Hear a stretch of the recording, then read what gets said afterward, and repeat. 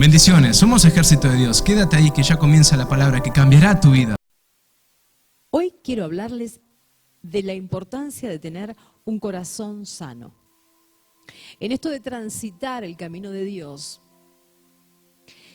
sabemos que permanentemente vamos a ser ofendidos. Y tenemos que adoptar la postura de perdonar, ¿sí? Es importantísimo que nuestro corazón esté limpio. Proverbios 4, versículo 23, dice: sobre toda cosa guardada, guarda tu corazón, porque de él mana la vida. Qué curioso, ¿no? Porque este proverbio no dice que Dios va a guardar tu corazón, tampoco dice que tu familia va a guardar tu corazón.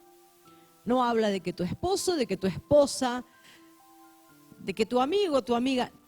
Dice, vos tenés que guardar tu corazón. Es necesario que nosotros, los hijos de Dios, sepamos guardarlo sano. Porque la palabra de Dios nos aclara muy bien, Hebreos 12, versículo 15. Mirad bien, no sea que alguno deje de alcanzar la gracia de Dios, que brotando alguna raíz de amargura os estorbe y por ella muchos sean contaminados. Esto es para tener muy en cuenta.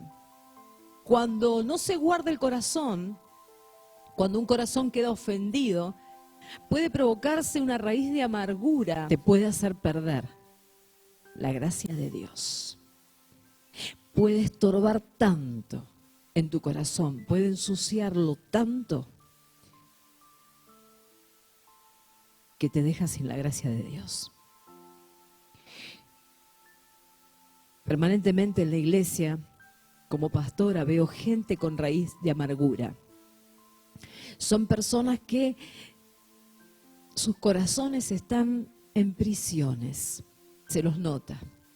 Raíces de amargura que surgen por ofensas del pasado, por situaciones no perdonadas, ofensas que cuando se dan en un matrimonio pueden llegar incluso a derrumbar una familia, trayendo consecuencias nefastas también sobre los hijos. Hoy tenemos que enfocarnos en la importancia de un corazón sano. Un corazón que no esté en una prisión, en una cautividad de amargura, de resentimiento, de rencor, de bronca, de odio, de deseo de venganza. En Hechos 8, versículo 21 en adelante leemos: no tienes tu parte ni suerte en este asunto, porque tu corazón no es recto delante de Dios. Dios no permite que participes en sus asuntos si tu corazón no está limpio. Arrepiéntete pues de esta tu maldad y ruega a Dios si quizá te sea perdonado el pensamiento de tu corazón.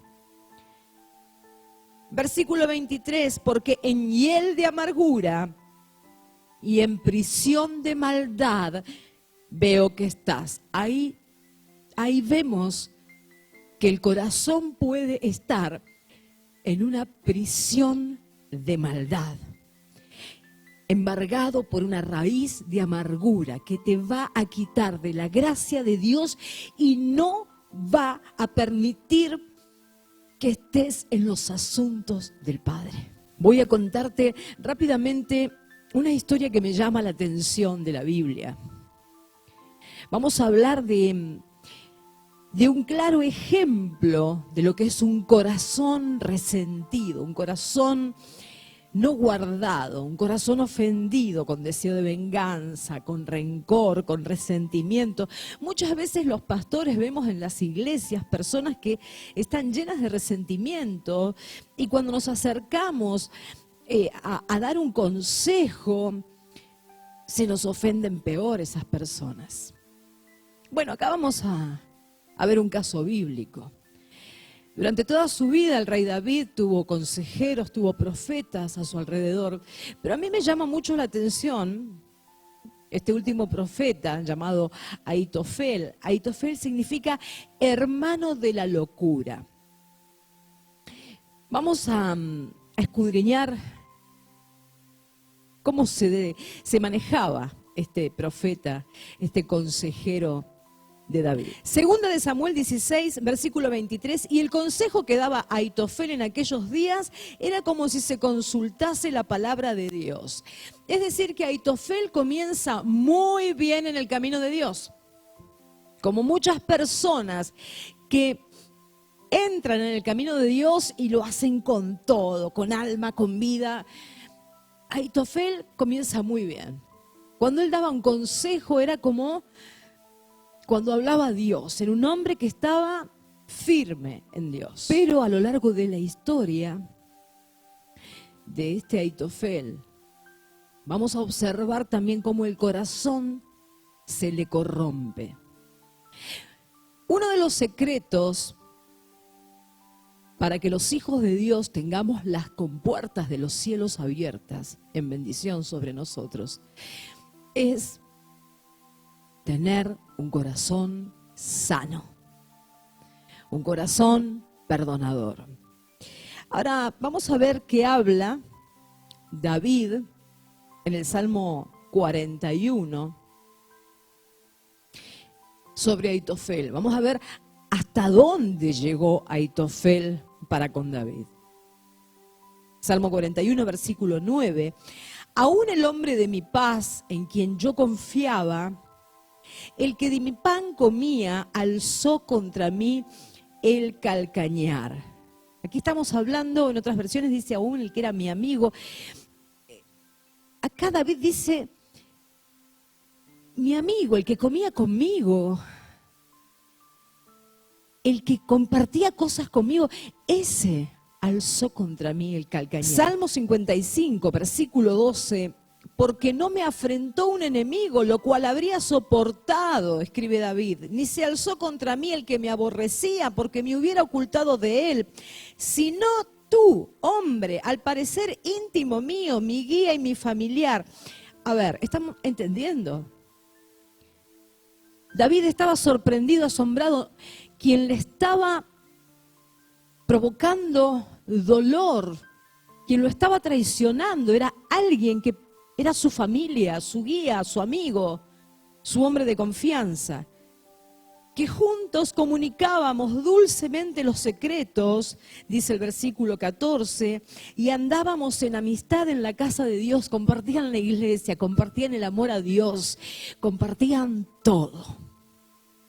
Eso es mucho, ¿no? Así que estamos viendo las características de quien traiciona a David, un amigo, un familiar, un consejero, alguien que compartía su devoción, un íntimo. Comía en su mesa. 2 de Samuel 15, versículo 12. Acá vamos a leer una revelación poderosa. Y mientras Absalón ofrecía los sacrificios, llamó a Ahitofel Gilonita, consejero de David, de su ciudad de Gilo, y la conspiración se hizo poderosa y aumentaba el pueblo que seguía a Absalón. A ver si entendemos. Absalón, este hijo malvado de David, este hijo rebelde, este hijo traidor, que conspira contra su padre para quitarle el trono, llama como consejero ¿a quién? A Ahitofel, al amigo, al hombre que compartía la devoción, la mesa, que compartía todo con David.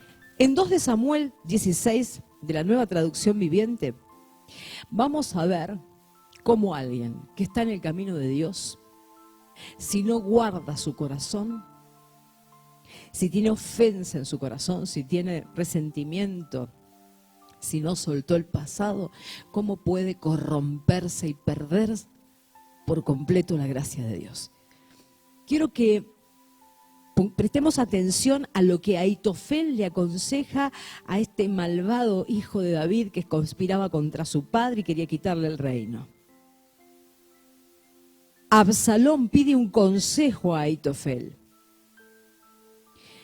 Versículo 20. Después Absalón se volvió a Ahitofel y le preguntó: ¿qué debo hacer ahora?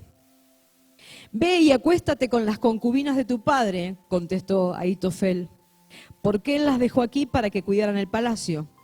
Entonces todo Israel sabrá que has insultado a tu padre más allá de toda esperanza de reconciliación, y el pueblo te dará su apoyo. Entonces levantaron una carpa en la azotea del palacio para que todos pudieran verla, y Absalón entró y tuvo sexo con las concubinas de su padre. A ver, estamos entendiendo lo primero que hace el consejero, el amigo, el hombre de confianza, el hombre con la misma devoción, el familiar de David, es irse con el hijo malvado, con el traidor. Pero lo más horroroso es el consejo que da como hombre de Dios. Algo terrible. Le dice: ve y acuéstate, viola a todas las mujeres, a todas las concubinas de tu padre. Y no solo tenés que tener sexo con ellas, sino que lo tenés que tener públicamente, que todo el pueblo lo sepa. Así lo humillás a tu padre. Así de esta ofensa tu padre no puede salir. Esto es un consejo de un profeta. Esto es la guianza de un hombre de Dios. En 2 de Samuel 17, versículo 1 y 2, podemos leer entonces: Ahitofel dijo a Absalón: yo escogeré ahora 12,000 hombres y me levantaré y seguiré a David esta noche y caeré sobre él mientras está cansado y débil de manos, lo atemorizaré y todo el pueblo que está con él huirá y mataré al rey solo. ¡Qué espanto! Primero, viola a las concubinas de tu padre, exponelo públicamente a vergüenza, y ahora dame 12,000 hombres y voy a ir yo y lo voy a matar. Es terrible. Ahora, ¿cómo puede haberse este corazón corrompido tanto? ¿Qué pasó? Paso a contarte. David anteriormente había pecado. David era un ungido, un hombre con el corazón conforme a Dios, pero también había tenido su derrumbe, su pecado. Él había caído en adulterio con una mujer casada, Betsabé, y luego manda a asesinar al esposo y la deja también embarazada. Terrible lo que hace David. Y resulta en esta historia que el abuelo de Betsabé era Ahitofel. Es indudable que Ahitofel, después de ocurrido todo este acontecimiento con su nieta, se amigó, ponele, con David.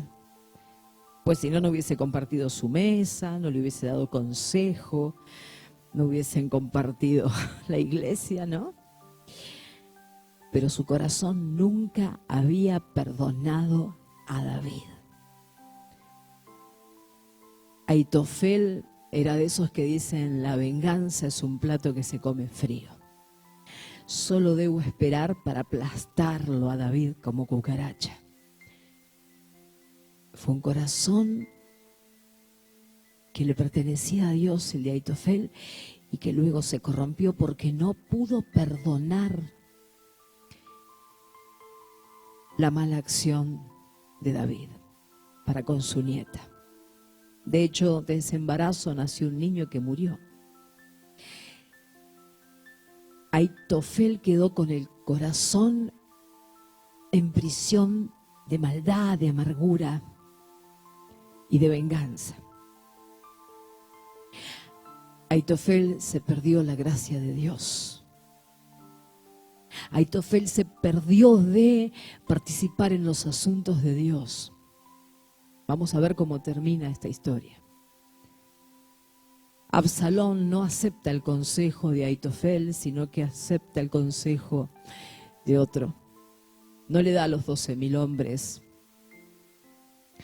No le permite ir a matarlo a David, a su padre. Por lo cual, Aitofel se vuelve a su casa y veamos lo que ocurre. 2 de Samuel 17:23 nos cuenta, pero Aitofel, viendo que no se había seguido su consejo, enalbardó su asno y se levantó y se fue a su casa, a su ciudad, y después de poner su casa en orden, se ahorcó y así murió, y fue sepultado en el sepulcro de su padre. Su corazón corrompido no soportó no poder ejecutar la venganza. Se quitó la vida. Se perdió el reino de los cielos.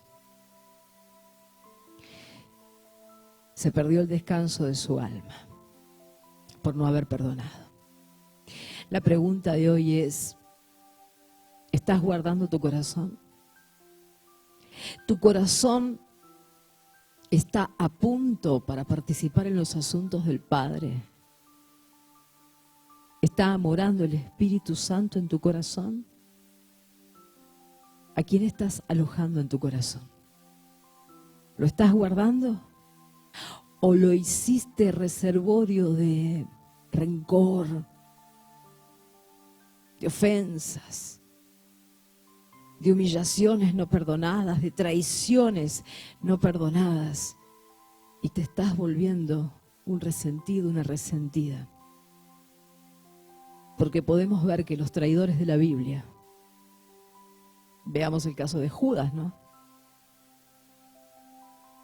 Los corazones que no se guardan terminan mal y se pierden la gloria de Dios, se pierden a Dios. Para que reflexiones. Dios te bendiga.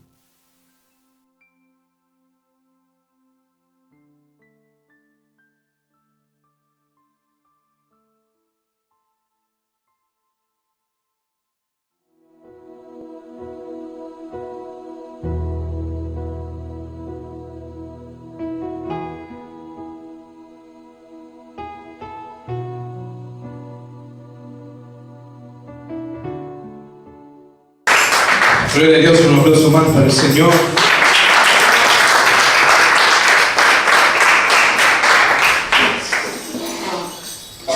Hay que agradecerle a Dios porque está habiendo mucho gozo, mucho avivamiento, mucho el sentir el Espíritu de Dios. Y esta mañana veo gozo en la casa de Dios, veo gozo y me emociona y gloria a Dios por eso. Amén. Y que cada día debe y tiene que crecer más el Espíritu en esta casa, el Espíritu de Dios en este lugar tiene que avivarse más en nosotros y en su templo. Por eso vamos a arrancar con las palabras, pero antes quiero hacer una oración, así que acompáñenme, cierren los ojos, junten las manos. Señor, te agradecemos por este hermoso día que nos das, Padre. Te agradecemos por todo lo que nos das cada día, Señor. Y te pedimos, Señor, que esté tu presencia descendiendo a esta hora, Señor, en este lugar, Padre, y en nuestras vidas, Señor.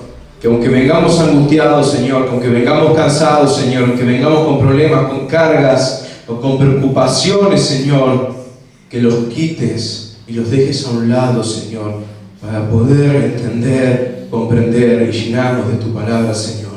Y quites toda distracción, Señor. Y abrimos nuestros corazones para recibir tu palabra, Señor. Y quitamos todo lo que nos quiera distraer, todo lo malo que nos quiera sacar, Señor, de tu entendimiento, Padre. Y aceptamos tu palabra, tu presencia en nuestras vidas, en tu templo, Señor. Y haz tu voluntad, Padre, en nosotros y en nuestras vidas. En el nombre de Cristo Jesús. Amén.